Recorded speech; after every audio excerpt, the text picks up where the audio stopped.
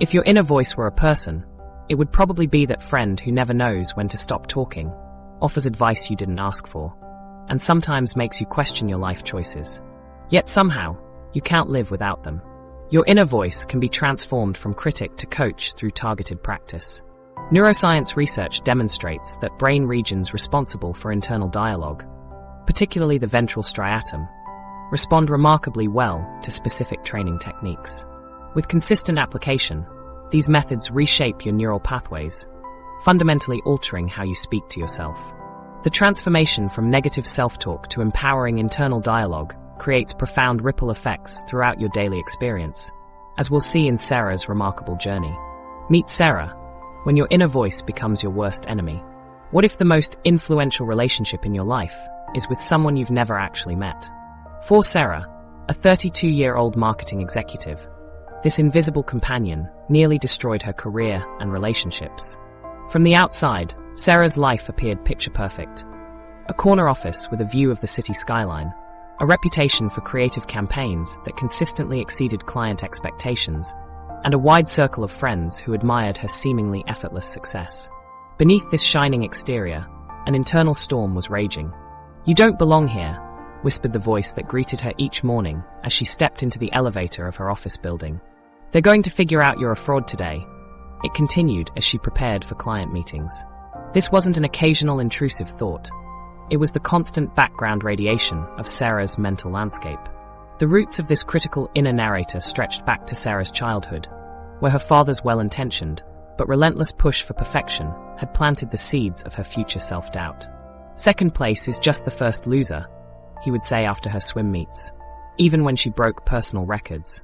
Those early experiences crystallized into an internal voice that followed her through college, her first job, and eventually into her executive role, growing only more sophisticated and cutting with each passing year. What made Sarah's situation particularly insidious was the stark contrast between her external achievements and her internal experience. Her team celebrated landing a major account while Sarah sat in their midst, her smile fixed in place, as her inner voice methodically listed all the ways she would inevitably disappoint these new clients. "They'll regret choosing our agency once they see what you actually deliver," it assured her, even as clients praised her previous work. This disconnect created a cognitive dissonance that became increasingly difficult to manage. How could someone who consistently produced exceptional work and received positive feedback still feel so utterly incapable? The gap between Sarah's lived experience and her self-perception widened until it became a chasm she could no longer bridge with rationalization or external validation. The toxic inner dialogue began manifesting in tangible ways. When Sarah's director suggested she apply for an upcoming vice president position, her first instinct was to decline. "You'd be setting yourself up for public humiliation," her inner voice cautioned. She avoided networking events where she might be praised, uncomfortable with recognition her inner critic deemed undeserved. Her personal relationships suffered equally. When a promising new relationship began developing, Sarah's inner voice was quick to point out all the reasons it would inevitably fail. "He's only interested because he doesn't really know you yet," it whispered after their third date. By the sixth date, she had created enough distance that her prophecy fulfilled itself. This pattern repeated with friendships as well. Sarah's inner voice convinced her that genuine connection was impossible because no one could truly accept her if they saw who she really was. The breaking point came during the agency's biggest pitch of the year. Sarah had prepared meticulously, reviewing her presentation dozens of times until each word and image was perfect. But as she stood before the potential client's executive team, her inner voice grew from its usual whisper to a deafening roar. "They can see right through you," it thundered as she struggled to maintain her composure. Her breath became shallow and rapid, sweat beaded along her hairline, and her vision tunneled to pinpoints of light in a darkening room. Her hands trembled visibly as she clutched the podium, certain that her racing heart would burst from her chest. What happened next was what Sarah later described as my mind and body declaring bankruptcy. The panic attack that overwhelmed her in that boardroom became the unexpected catalyst for transformation. Unable to continue, she excused herself and collapsed in a bathroom stall, finally admitting that whatever was happening inside her head was beyond her ability to manage alone. The following week, sitting across from a cognitive neuroscientist who specialized in internal dialogue patterns, Sarah learned something that would fundamentally change her relationship with her own mind. Her experience, while personally devastating, was far from unique. The constant stream of self-critical commentary wasn't some fundamental truth about her inadequacy. It was a neurological phenomenon that could be understood, mapped, and ultimately transformed. What many people don't realize, the specialist explained, is that inner speech occupies approximately 25% of our waking mental life. That's a quarter of your conscious experience dominated by an internal narrator many people never think to question. Research has consistently confirmed this percentage across diverse populations, making it a universal human experience rather than an individual failing. This revelation struck Sarah with particular force. She had spent her entire career crafting messages to influence external audiences, yet had never considered the impact of the messages she was feeding herself. If we spend a quarter of our conscious life engaged with this internal voice, shouldn't we understand what it is, where it comes from, and how it shapes our perception of reality? Most people move through their entire lives never questioning the authority of this internal narrator, assuming its commentary represents objective truth, rather than a constructed narrative with neurological origins. For Sarah, this realization was both devastating and liberating. The voice that had dictated her self-perception for decades wasn't delivering unassailable truths. It was running on neural pathways constructed during her childhood and reinforced through years of habitual thinking. Those pathways weren't Sarah. They were simply well-worn routes her thoughts had learned to travel. As we continue exploring the science of inner speech, Sarah's journey will serve as our case study, a real-world example of how understanding the neuroscience behind our internal dialogue can transform not just how we think about ourselves, but how our brains physically process and create our experience of reality. Her story illustrates what's possible when we move from being passive recipients of our inner monologue to active participants in shaping it. Why this matters: the hidden power of your mental narrator. The brain mechanisms that created Sarah's inner critic weren't just psychological constructs. They were physical pathways being reinforced with every self-doubting thought. What most people never realize about that mental narrator you've been listening to all day is that it triggers a cascade of neurochemicals that literally reshape your neural architecture. The voice in your head is rebuilding you, one thought at a time. When negative inner speech dominates your mental landscape, something remarkable happens beneath the surface. Your body can't distinguish between an actual threat and the perceived danger your inner voice suggests. That critical inner monologue activates your body's stress response system as effectively as a physical danger, releasing cortisol, the primary stress hormone designed to help you survive threatening situations. This biological reaction served our ancestors well when facing predators, but when triggered repeatedly by your own thoughts, it becomes destructive.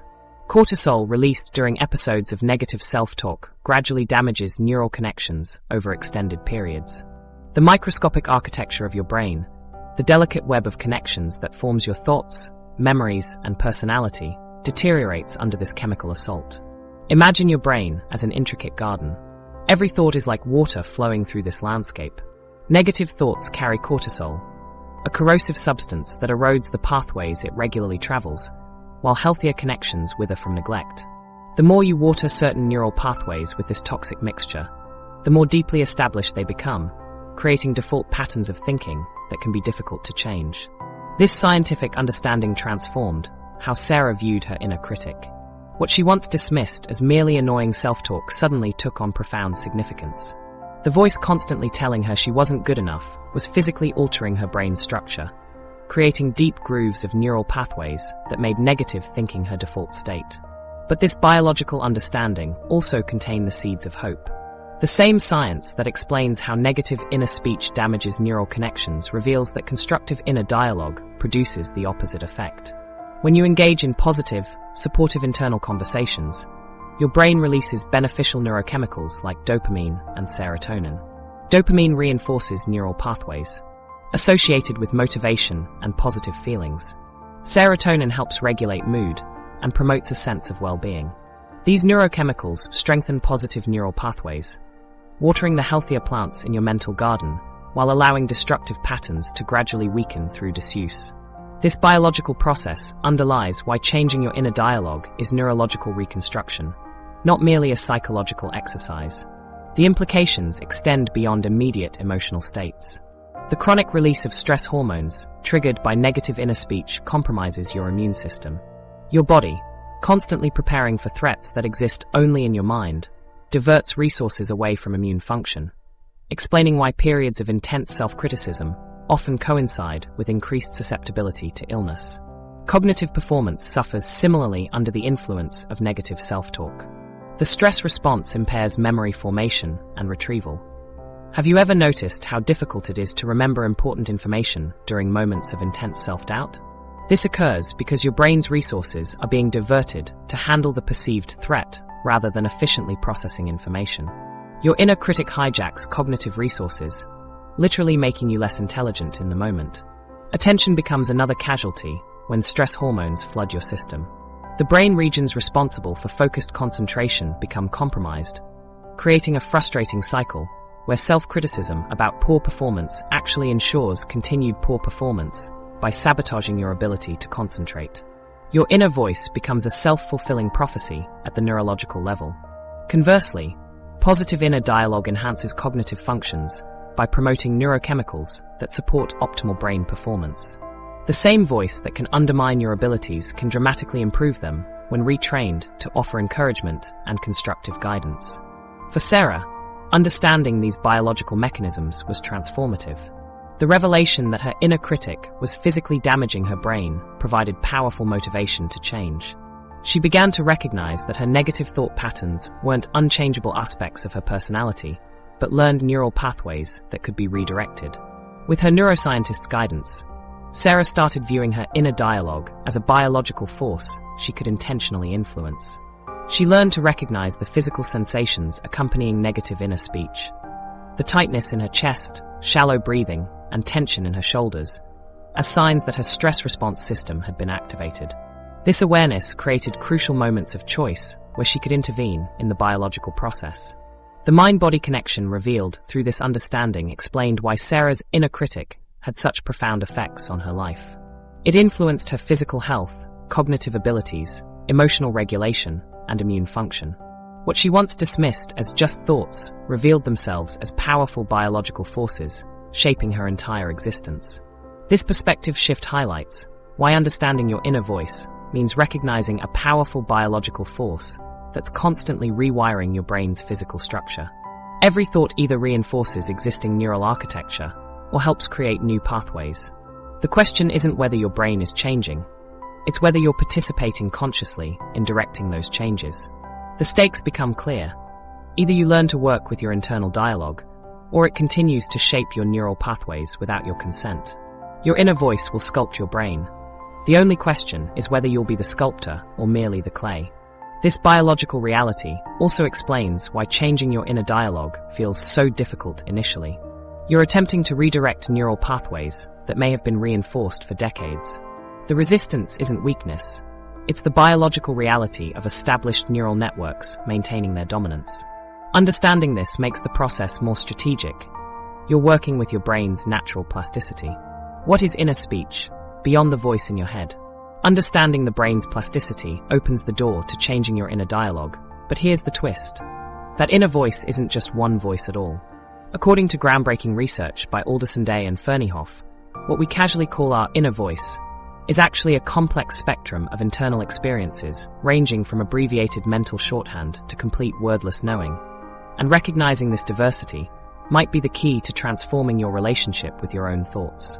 When most people think about their inner speech, they picture a single narrative voice commenting on their experiences, the verbal monologue that seems to follow you throughout your day. But this common understanding barely scratches the surface of what's actually happening inside your mind.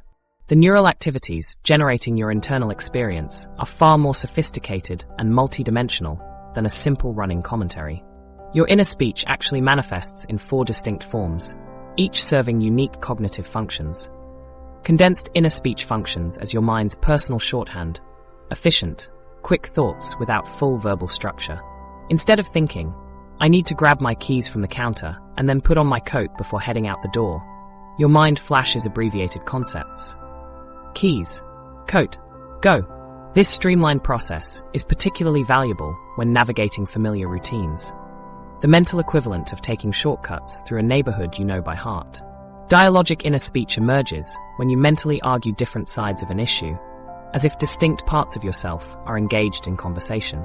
Imagine weighing a job offer by mentally debating the pros and cons. One internal voice emphasizes security, while another advocates for growth potential. This sophisticated cognitive tool allows you to inhabit multiple perspectives simultaneously, testing ideas against counterarguments entirely within your mind. Social voices represent how your inner speech sometimes adopts the voices of significant others. Hearing your parents' cautionary tone before making a risky decision, or a former teacher's encouragement when facing a challenge, shows how our internal dialogue incorporates social influences. These internalized voices carry the distinct perspective of important figures from our lives, your mind's way of accessing external wisdom. Our wordless knowing operates without language altogether, manifesting as complete understanding without verbal structure. It's like instantly recognizing a friend's face without describing their features, or navigating a familiar room in darkness. Those moments of sudden insight, when solutions appear fully formed before you can articulate them, demonstrate how your inner communication sometimes transcends language entirely. This multifaceted understanding of inner speech has profound implications. Limiting yourself to addressing only the verbal narrative voice means ignoring significant aspects of your cognitive functioning, like appreciating a symphony while only listening for the violins and missing the rich complexity of the full orchestra. For Sarah, this scientific understanding created a turning point in her relationship with her thoughts. Rather than seeing her inner critic as the authoritative voice of truth, she began to recognize it as just one voice in a cognitive chorus. This realization created space for developing other forms of inner speech that could counterbalance the critic's negative influence. When Sarah learned to recognize when her father's internalized voice was speaking through her inner critic, she could begin distinguishing between this borrowed perspective and her own authentic assessment. She could engage her capacity for dialogic thinking to challenge the critic's assertions, or access wordless knowing that provided a deeper sense of her capabilities. The neural networks supporting inner speech have evolved to facilitate multiple forms of self-communication, each offering different advantages in different situations.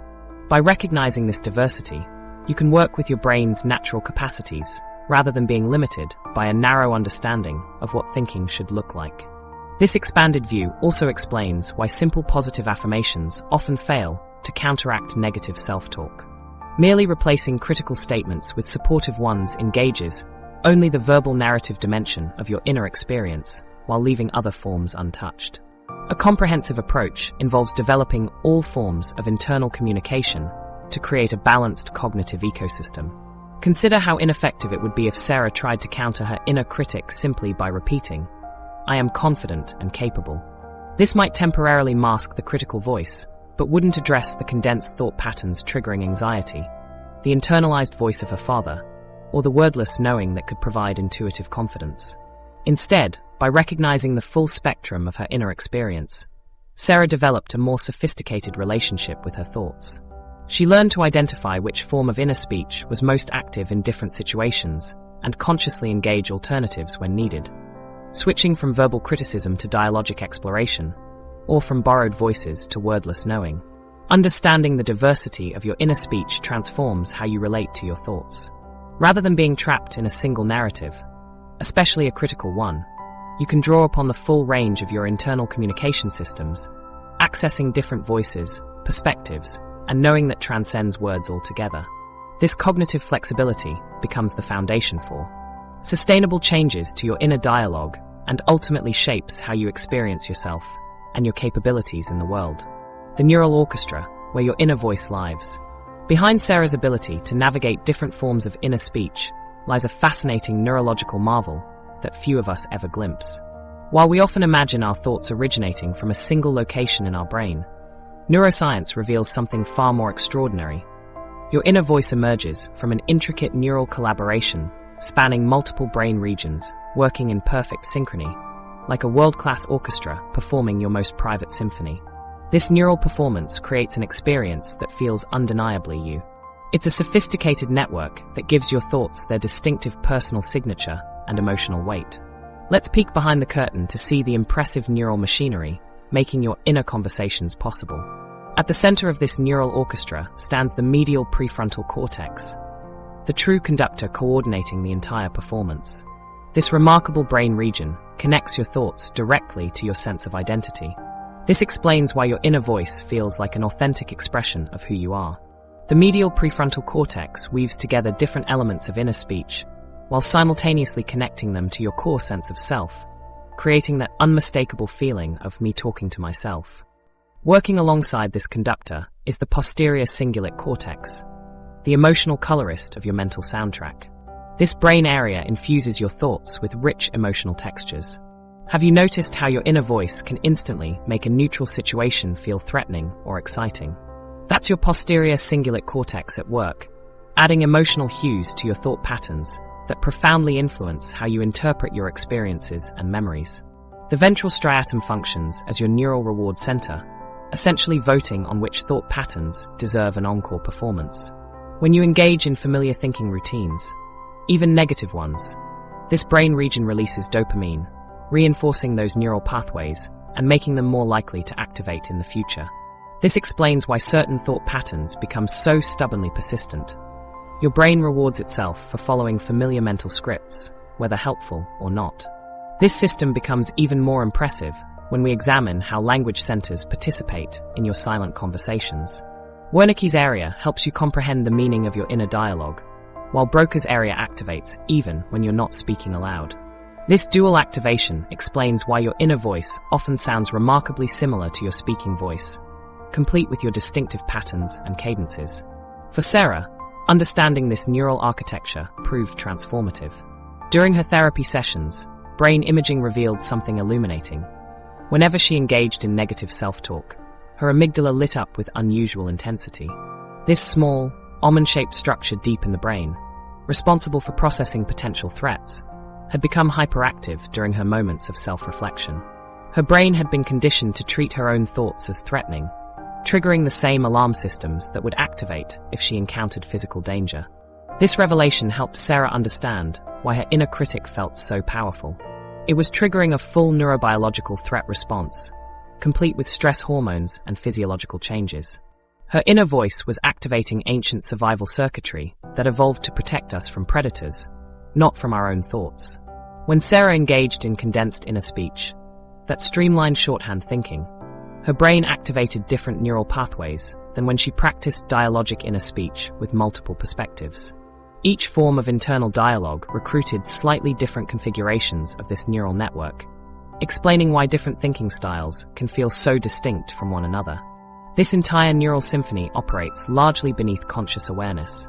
You don't deliberately orchestrate this complex collaboration of brain regions any more than you consciously direct your heart to beat. These neural patterns establish themselves through years of development and reinforcement, operating automatically until you learn to recognize and redirect them. This automatic quality explains why changing your inner speech patterns requires more than simple willpower. You're literally reconstructing neural pathways that have been strengthening for decades. When Sarah initially attempted to silence her inner critic through simple positive affirmations, she encountered resistance both psychologically and neurologically. Established neural networks don't surrender their dominance without consistent practice. Understanding the neural basis helped Sarah approach her inner dialogue differently. Rather than fighting against an abstract negative attitude, she appreciated that she was working with a physical brain system conditioned over time. This knowledge removed much of the shame she had felt about her inability to just think positively and gave her a more sophisticated approach to changing her thought patterns. What's remarkable about this brain system is how it balances stability with adaptability. Your neural pathways for inner speech maintain your sense of continuous identity, yet remain flexible enough to reorganize with intentional practice. This neuroplasticity means that no matter how entrenched your inner dialogue patterns may be, they remain open to transformation. For many people, the most profound revelation is that this elaborate neural machinery is a dynamic system responsive to deliberate influence. When Sarah began practicing different forms of inner speech, particularly dialogic patterns that engaged perspective-taking, brain imaging showed increased activity in regions associated with cognitive flexibility and emotional regulation. She was literally strengthening alternative neural pathways that could eventually become her default mode of processing. The personalized nature of this system explains why your inner voice feels so authoritative. Your thoughts emerge from the same neural networks that construct your sense of self, giving them an immediacy and persuasiveness that external input rarely achieves.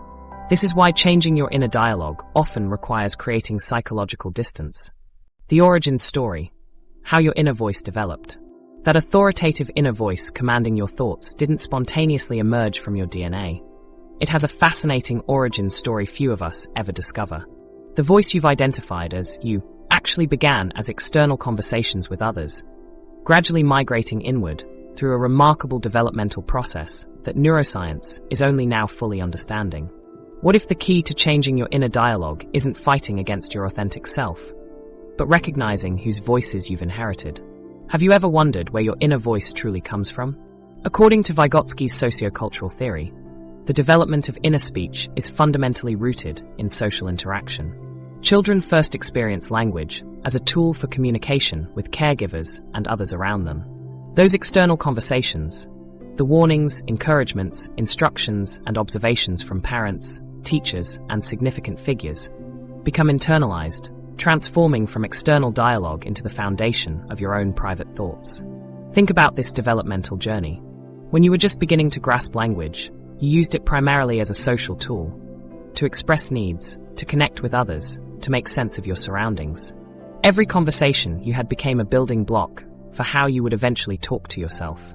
The patient explanations from a teacher about problem solving, the stern warnings from a parent about potential dangers, the encouraging words from a coach during a difficult moment. All of these external dialogues gradually took up residence in your mind, becoming the templates for your own internal speech patterns. Around the age of 2 or 3, something remarkable happens in cognitive development. Children begin engaging in what researchers call private speech, talking aloud to themselves while engaged in tasks or play. You might notice a toddler narrating their actions as they build with blocks or work through a simple problem. This one goes here. No, too big. Try the blue one. This behavior represents a crucial developmental stage where language begins its journey from external tool to internal resource. This private speech serves as the bridge between fully external conversation and fully internal thought. As children work through challenges, they're essentially having out-loud conversations with themselves, using language to guide their own behavior in the same way others had previously guided them. They practice being both the teacher and the student, both the parent and the child. By around age 7, most children have developed robust private speech capabilities. Then this speech gradually goes underground. The out-loud self-talk becomes abbreviated, quieter, and eventually silent, transforming into the inner dialogue that accompanies us throughout adulthood. This transition represents a profound cognitive shift, where language becomes fully internalized as a thinking tool. The nature of this internalization explains why your inner critic might sound like your demanding math teacher, or why your self-encouragement echoes phrases your grandmother used when you were learning to ride a bike. Your inner voice preserves the tones, phrases, and perspectives of significant people from your formative years. Their voices became the template for how you speak to yourself. As external dialogue becomes internal, it undergoes significant transformation. Internal speech becomes more truncated and condensed, what researchers describe as dying as it brings forth thought. Your inner dialogue often skips words, assumes meanings, and operates in a more telegraphic style than your external speech. It becomes a personal shorthand, uniquely adapted to your cognitive needs. Your early childhood experiences influence what you think and affect gene expression in brain regions related to self-talk, creating lasting neural patterns. These experiences leave chemical signatures on genes, affecting how easily they're switched on or off. Some signatures prove temporary, while others may become permanent, shaping the neural architecture that supports your inner dialogue. This explains why genetically identical twins can develop different internal speech patterns despite sharing the same DNA. Different experiences create different epigenetic signatures, causing some genes to be expressed differently and ultimately shaping distinct neural pathways for self-talk. Your experiences become embedded in your biology, influencing how your brain processes and generates internal dialogue. For Sarah, understanding this developmental journey prompted a profound realization. During a therapy session, she wrote down her 3 most common self-critical thoughts. You're not prepared enough. They'll see through you eventually. And you don't deserve to be here.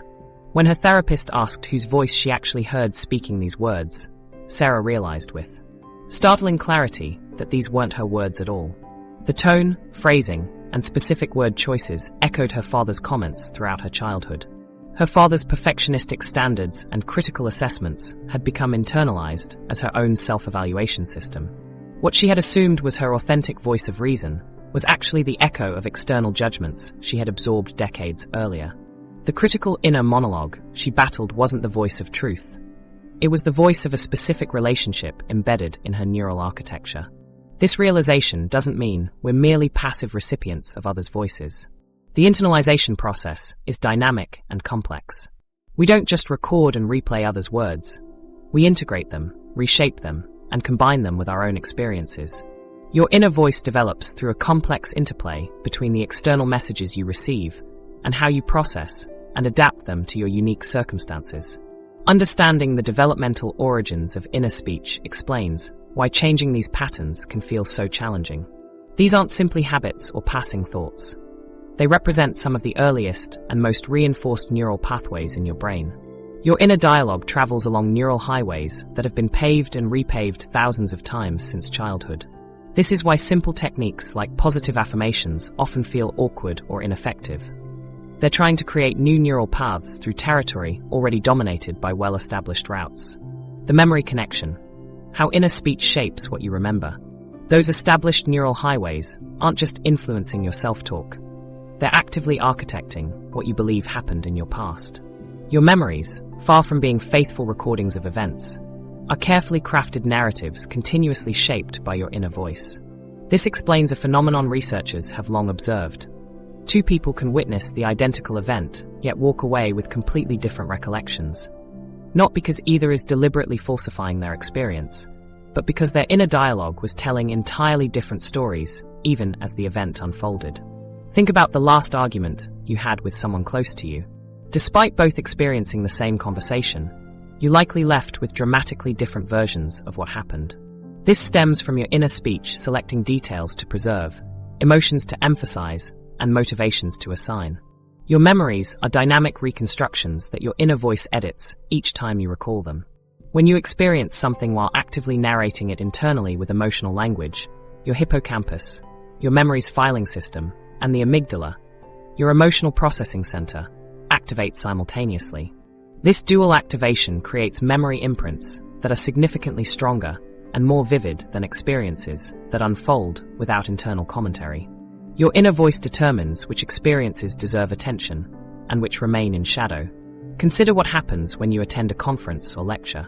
The moments you internally flag as significant, this is the key point, or I need to remember this, are precisely the ones you'll recall later. Meanwhile, entire segments where your inner dialogue wandered elsewhere often disappear completely from memory. This selective process shapes the narrative you later believe to be objective reality. Your inner voice functions as an active rehearsal system, determining which experiences get reinforced. Experiences you mentally review are dramatically more likely to become permanent fixtures in your personal history. Each time you replay a conversation, revisit an embarrassing moment, or celebrate a success internally, you're strengthening those neural pathways, ensuring those memories remain accessible while countless others disappear. This memory rehearsal explains why emotionally charged events become so firmly embedded in our personal histories.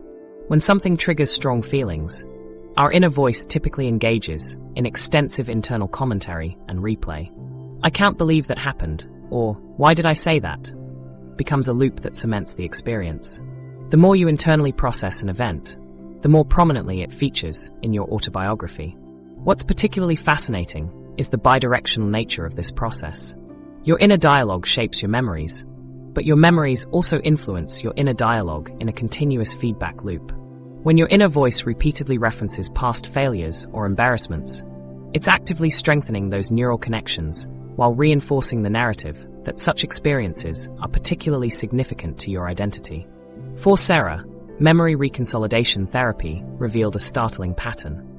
Her inner voice had been selectively preserving and amplifying negative experiences while minimizing positive ones. Professional successes were internally narrated as just luck, while minor setbacks were labeled as proof I don't belong here. This selective reinforcement created a distorted personal history that felt objectively true to her, despite contradicting external evidence of her capabilities. The therapy helped Sarah recognize that her memories weren't simply recordings, but stories her inner voice had constructed. She discovered that many achievements she'd mentally minimized had been objectively significant, while embarrassments she'd replayed countless times were barely remembered by others present. This insight was transformative. Her understanding of how her history had been curated by her inner voice allowed her to recognize its unreliability as a narrator. The science behind this therapy highlights how emotionally charged inner speech determines which neural connections strengthen and which weaken. When an experience is internally narrated with highly emotional language, the simultaneous activation of memory and emotional centers creates stronger imprints, essentially telling your brain, "This matters, keep this." Mundane experiences, without this emotional inner commentary, often fade completely. This process explains why trauma creates such persistent memories. The intense emotional inner dialogue that accompanies traumatic experiences creates exceptionally strong neural imprints. The memory becomes reinforced not just by the original experience, but by the ongoing internal narration about its significance.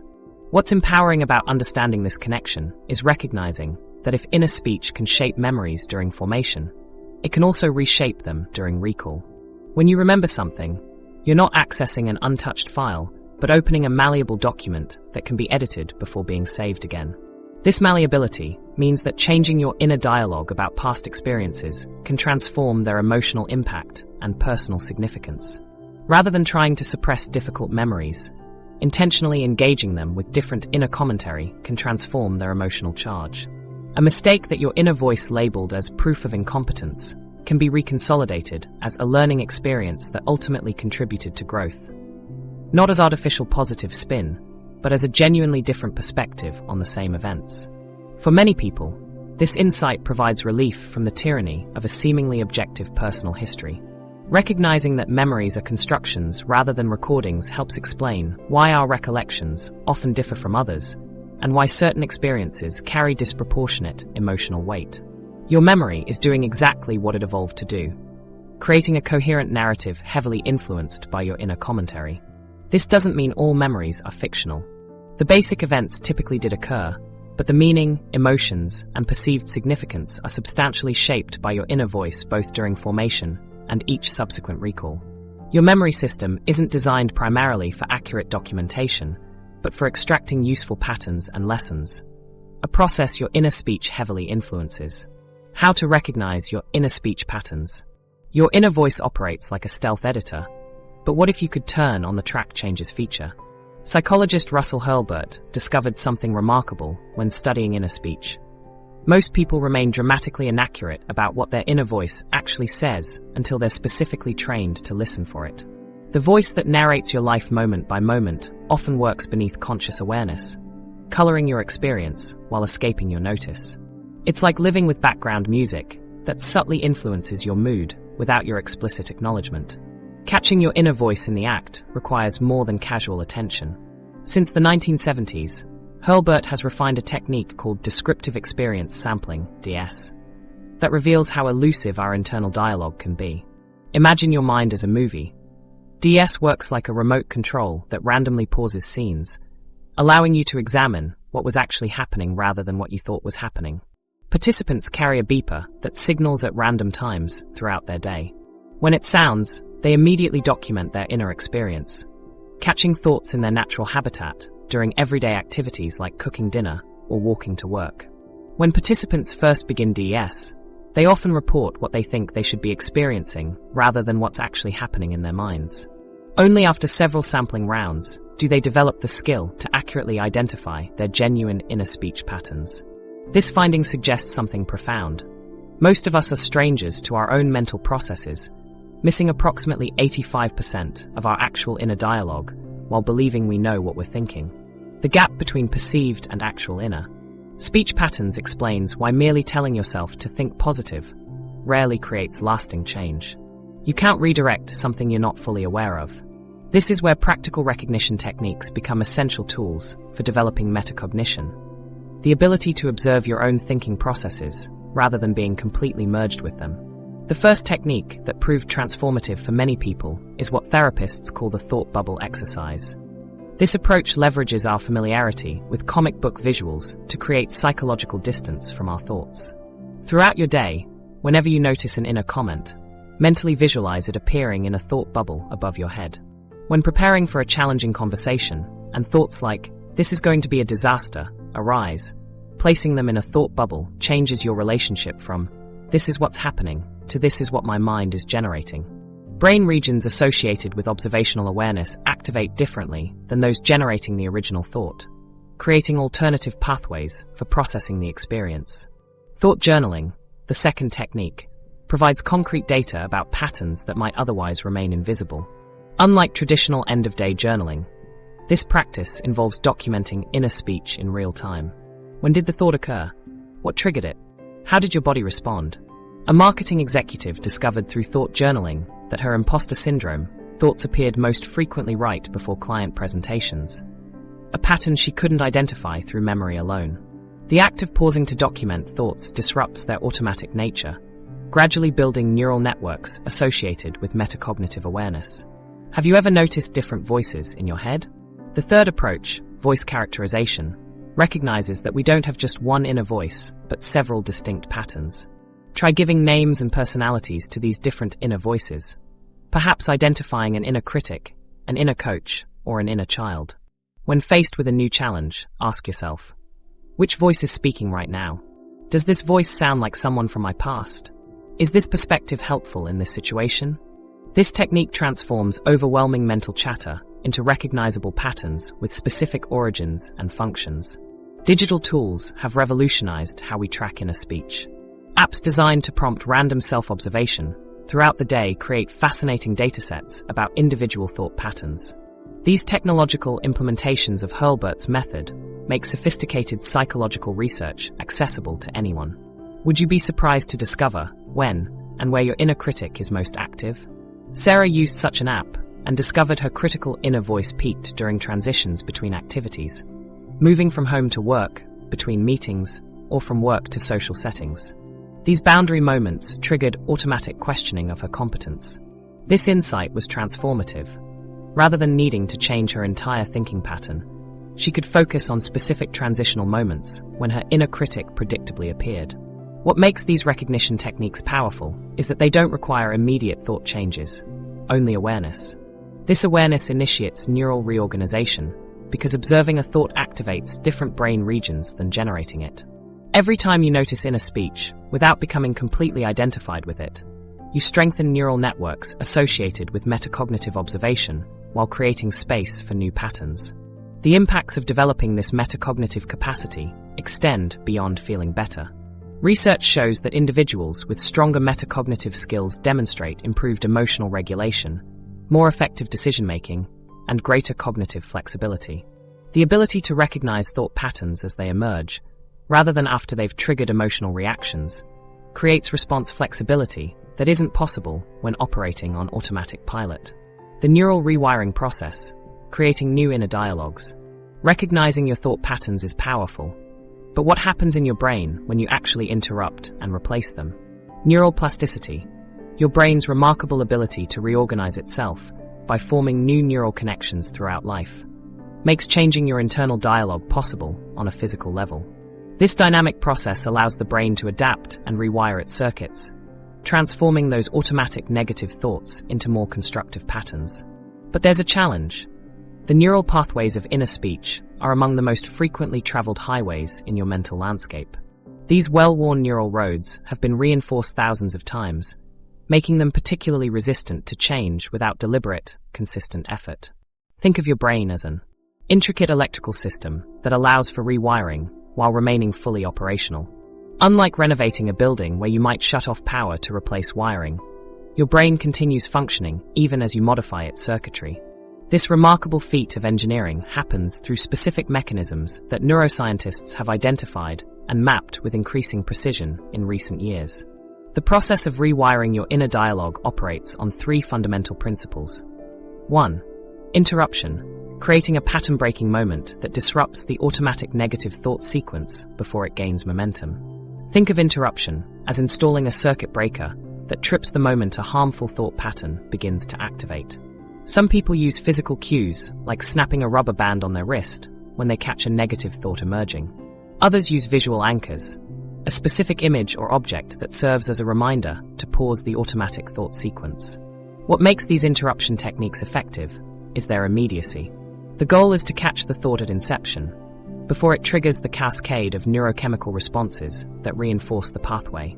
Each successful interruption prevents electricity from flowing through that particular neural circuit, gradually reducing its strength. 2. Substitution. Immediately replacing the interrupted pattern with a pre-planned alternative phrase that activates entirely different neural pathways.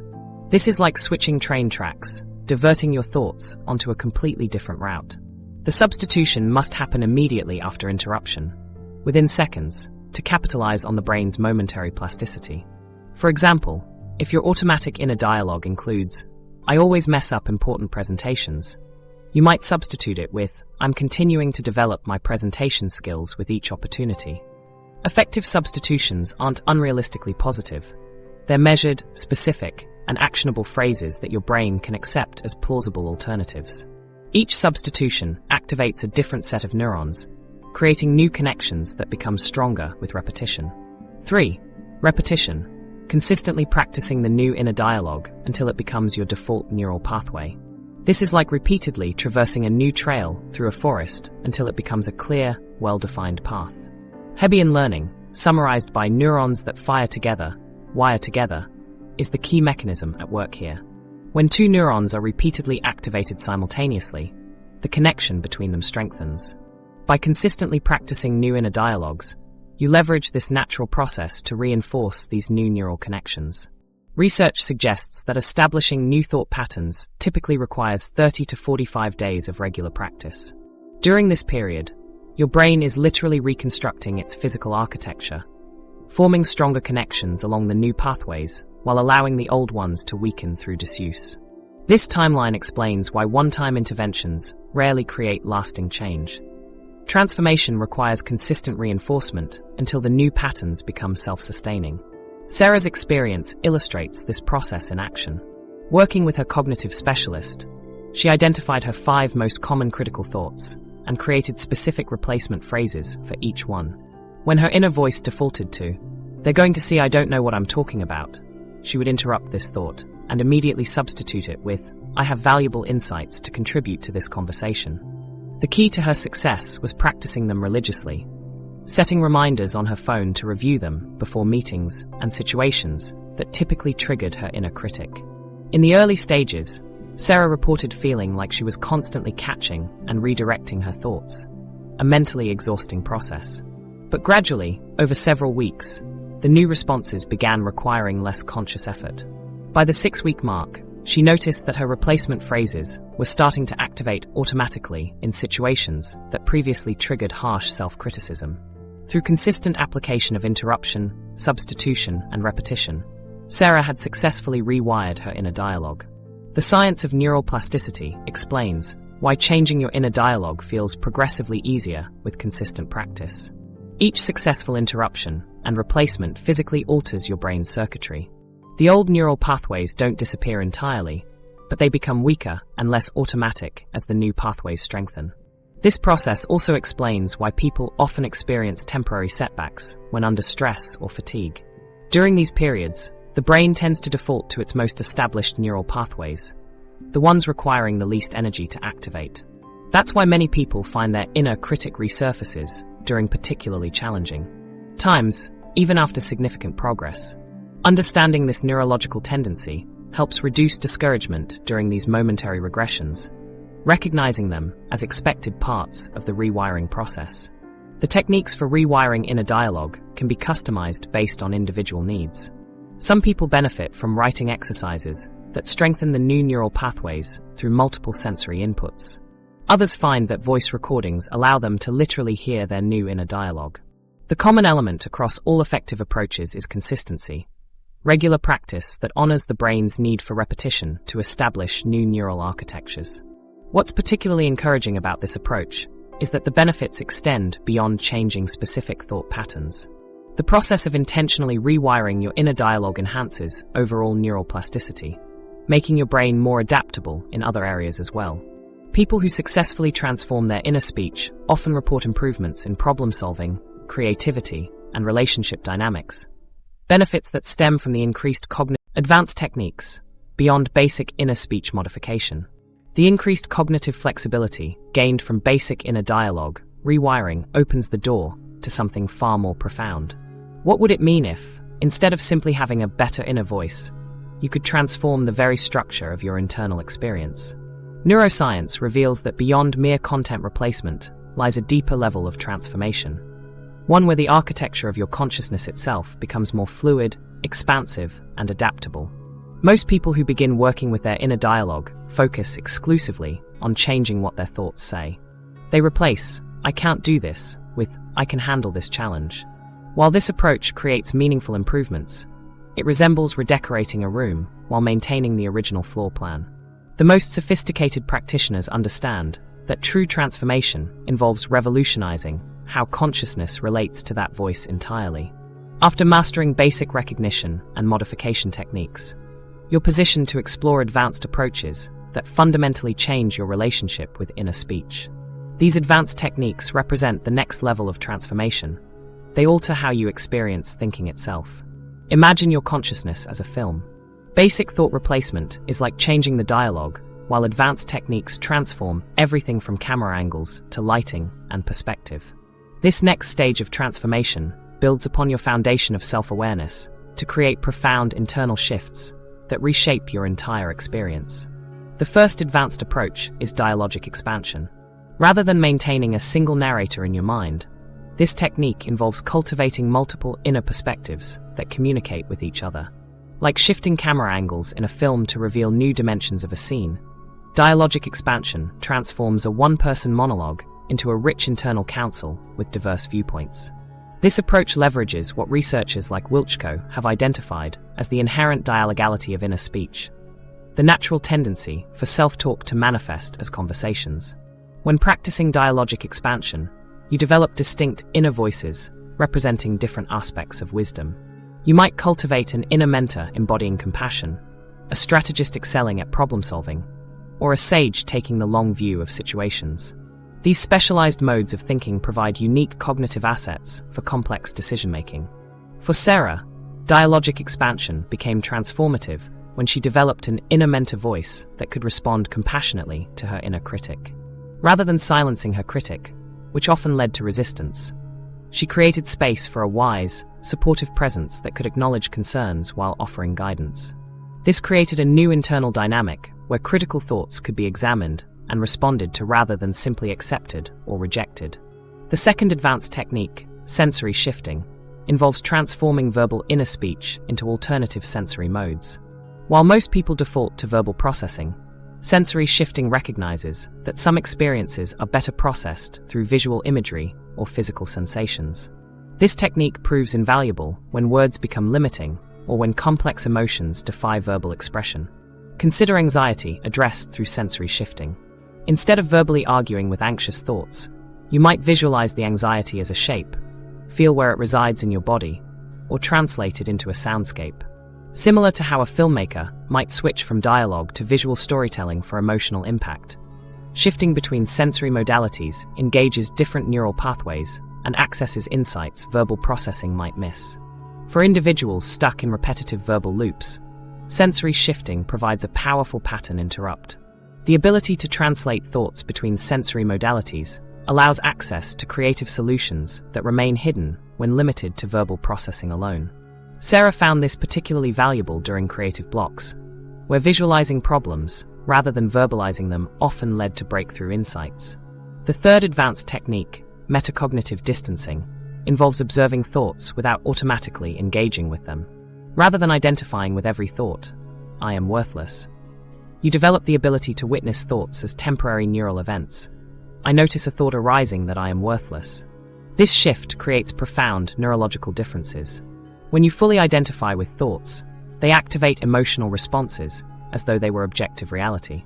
When observed with metacognitive distance, these same thoughts activate different neural networks associated with mindful awareness rather than emotional reactivity. Metacognitive distancing doesn't require silencing inner speech. Instead, it involves creating space around thoughts, like watching clouds pass across the sky. This space allows you to recognize thoughts as mental events rather than absolute truths, freeing you from automatic reactivity and aligning your inner experience with your deeper values. What makes these advanced techniques particularly powerful is their activation of entirely different neural networks than basic thought replacement. While simple affirmations engage the same verbal processing centers as negative thoughts, these sophisticated approaches recruit brain regions associated with perspective taking, sensory integration, and mindful awareness.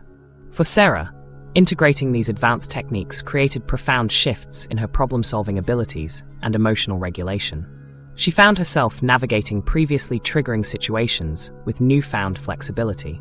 During high-pressure presentations, she could shift from verbal self-criticism to a bodily sense of groundedness, or zoom out to witness anxious thoughts without becoming entangled in them. Most significantly, these techniques didn't require constant conscious effort, like basic thought replacement. Once established, they created new default modes of processing that operated automatically in challenging situations.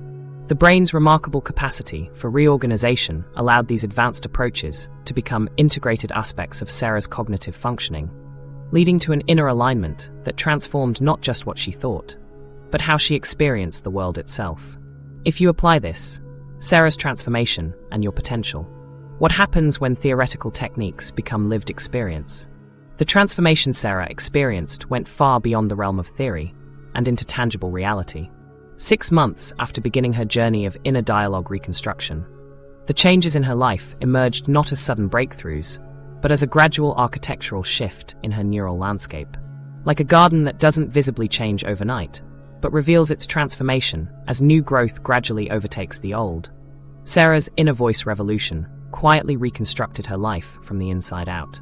The most profound shifts occurred as her new inner dialogue patterns became established neural pathways, creating automatic responses that eventually replaced her previous self-defeating habits. This highlights an important truth about neurological transformation. Meaningful change happens in the quiet establishment of new baseline functions in the brain. When Sarah stepped to the podium for her department's quarterly review presentation, the same type of situation that had previously triggered her panic attack, something remarkable happened. Instead of being flooded with thoughts like, "They'll see through you," her inner dialogue automatically shifted to a coaching perspective. "You've prepared thoroughly. Take a deep breath and connect with the audience." This wasn't a conscious effort, but rather her newly established neural pathway activating automatically in response to a formally triggering situation. Her presentation was exceptional. Her ability to remain present rather than trapped in self-criticism allowed her natural expertise to flow unimpeded. The senior leadership took notice, and within weeks, Sarah received the promotion she'd been passed over for twice before. What changed wasn't her knowledge or abilities, which had always been sufficient, but the inner dialogue that had previously sabotaged her performance. The transformation extended into her personal relationships. Previously, Sarah's inner voice constantly primed her to expect rejection, creating a self-fulfilling prophecy where she'd withdraw before others could pull away. As her inner dialogue shifted, her social perceptions transformed dramatically. Where she once interpreted a friend's delayed response to a text as evidence of disinterest, her new default pattern recognized multiple possible explanations. "They might be busy," her inner voice would suggest, rather than immediately jumping to, "They don't want to talk to me." This shift from catastrophizing to perspective-taking transformed her relationship dynamics. Friends and family noticed she seemed more present, responsive, and significantly more at ease in social settings. Physically, Sarah's body responded powerfully to these mental changes. Her chronically elevated cortisol levels normalized completely within 6 months. Her disrupted sleep patterns resolved as her inner dialogue no longer activated stress responses at rest periods.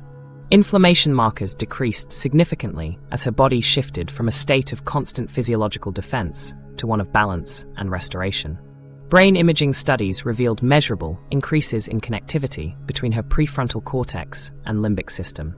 This enhanced neural highway between the brain's executive control center and emotional processing regions directly enabled her improved ability to regulate emotional responses without suppressing them. This neurological change transformed everyday situations. When a colleague interrupted her during a meeting, previously a trigger for resentment and withdrawal, Sarah could now acknowledge her frustration without being hijacked by it. Her enhanced prefrontal limbic connection allowed her to respond thoughtfully rather than reactively, choosing effective engagement over emotional withdrawal. The increased cognitive flexibility gained from her inner dialogue rewiring opened doors to creative problem-solving. When facing complex challenges, Sarah found herself spontaneously considering multiple perspectives without the limiting effects of her former critical inner voice.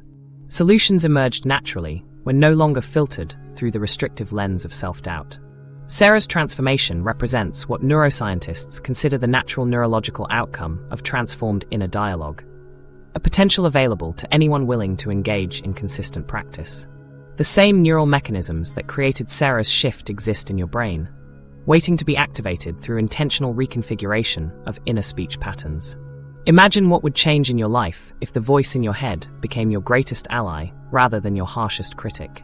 This possibility isn't theoretical, but grounded in the biological reality of neuroplasticity. Your brain is continually being shaped by your thoughts, and with the right approach, you can direct that shaping process rather than remaining at its mercy. You can begin exploring your own inner dialogue landscape today by accepting a one-week challenge. Document your inner speech patterns for 7 consecutive days using the techniques covered in this video.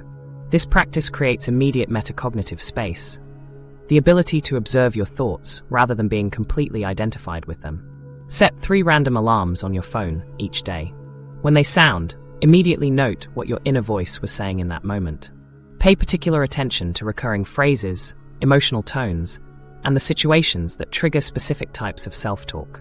By the end of the week, patterns will emerge that reveal the architecture of your inner dialogue. The most valuable insights often come from identifying the origins of your most common thought patterns. When you notice a recurring critical phrase, ask yourself, whose voice is this really? Where did I first hear these words or absorb this perspective? Many people discover, as Sarah did, that their harshest inner commentary originated from external sources rather than authentic self-evaluation. This 7-day practice isn't merely an interesting psychological exercise. It's the essential first step in your neurological transformation. You cannot rewire neural pathways you haven't yet identified. The simple act of observation begins changing brain activity patterns, activating regions associated with metacognition rather than emotional reactivity. As we reach the end of our journey through the neural landscape of inner speech, one thing becomes crystal clear. This isn't merely about positive thinking or self-help platitudes. The remarkable science we've explored reveals that your inner dialogue operates as applied neuroscience, a biological force actively sculpting your brain architecture with every thought. Your internal monologue rewires neural pathways, influencing emotional resilience and physical health. Each thought you choose creates meaningful change in your brain structure. As you reflect now, consider, what will your next internal words create? Your neural architecture awaits your direction. The power to transform your brain, and ultimately your life,